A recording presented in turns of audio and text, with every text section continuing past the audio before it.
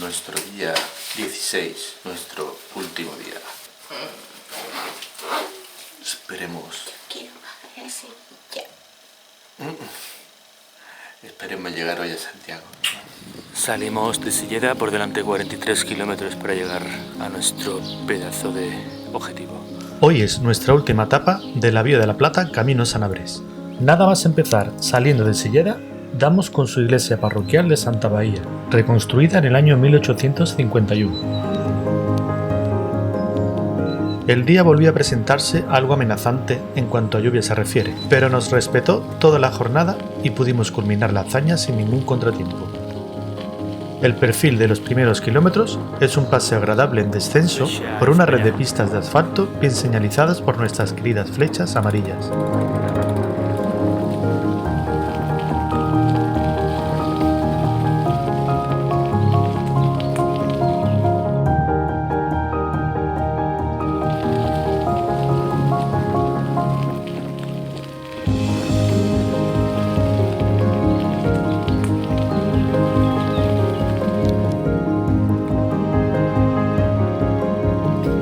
Una de estas pistas desemboca en la aldea de Dornelas, en la que observamos su iglesia de San Martiño, un ejemplo del románico rural del siglo XII.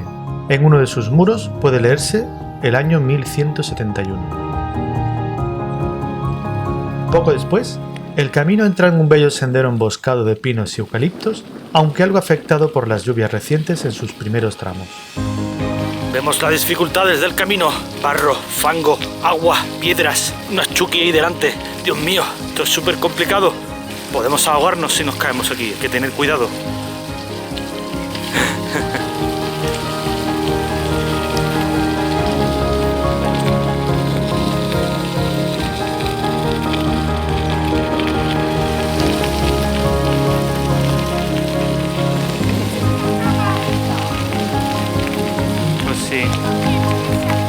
La senda conduce a un fuerte descenso que pasa por las poblaciones de Oseixo y San Miguel de Castro. Desde esta última paramos a divisar el recientemente construido viaducto del AVE.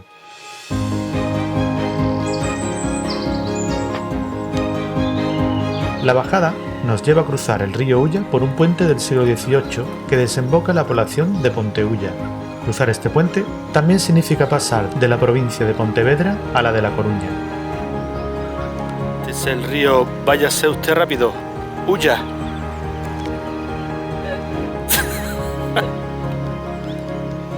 En Ponteulla topamos con la iglesia de Santa María Magdalena, de estilo románico, cuya fundación se dio allá por el siglo VIII. Posteriormente ha sufrido numerosas incorporaciones arquitectónicas, como la espadaña de la fachada de la portada.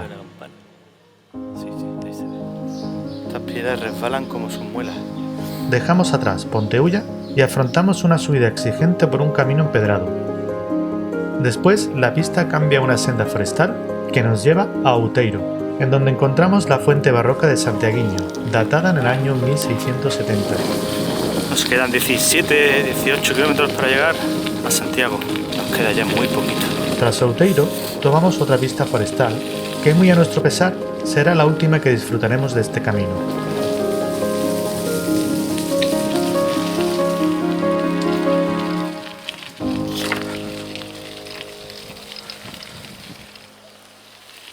Al abandonar esta senda, volvemos al asfalto y el paisaje que se nos presenta está salpicado de pequeñas villas residenciales y de varias poblaciones como Piñeiro y Angrois. Vamos a Santiago. Es que la voz de que se termina todo, de tristeza, melancólico. Por allí tenemos el suyo ahora.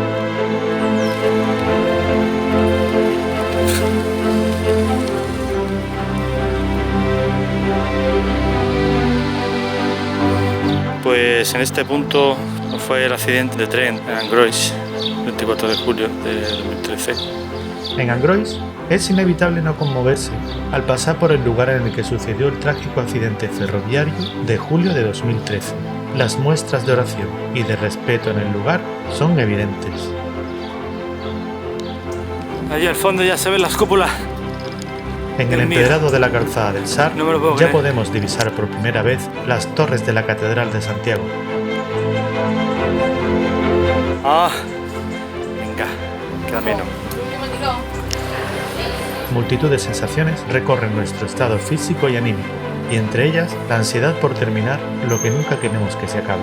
Por eso, disfrutamos la entrada a Santiago dejándonos llevar por las calles del casco histórico, evitando algún que otro accidente, descubriendo la primera toma de contacto con la catedral con su fachada de las platerías y recibiendo al mismo tiempo el ánimo de otros peregrinos. Todo un subidón. Vamos, vamos, ya estamos ahí. Colega.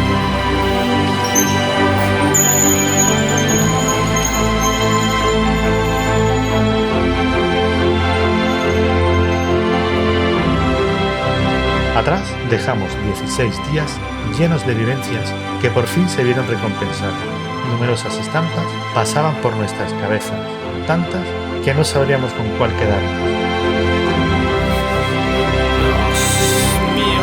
Y aquí estamos de nuevo, cicleando por la plaza del Obradoiro sin poder contener la emoción.